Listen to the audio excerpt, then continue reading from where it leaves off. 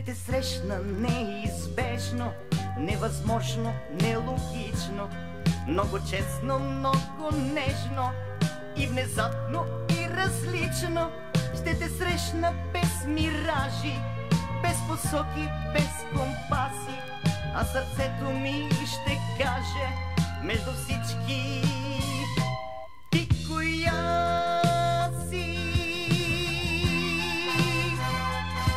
Любовта е болка неизвестна, както някога разказваше ми мама. Любовта е болка безадресна, от която боледуваме по двама. Любовта е болка все призната, но лекарство още няма против нея. Любовта е болка на сърцата, от която искам да се разболея.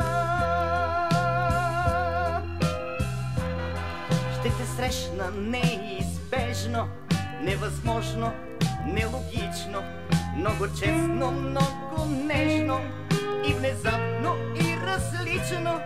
После тихо ще се мръкне и ще видим онзи пламък, който двама с теб ще стъкнем, за да топи само двама.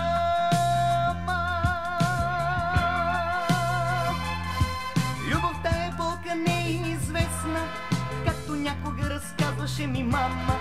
Любовта е болка безадресна, от която боледуваме по двама.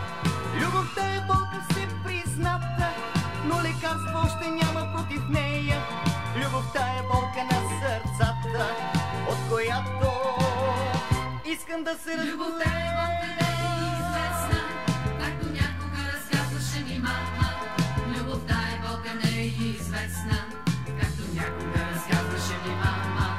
Любовта е болка все призната, но лекарство още няма против нея. Любовта е болка на сърцата, от която искам да се любовта е болка неизвестна, както някога разказваше ми мама. Любовта е болка неизвестна, както някога разказваше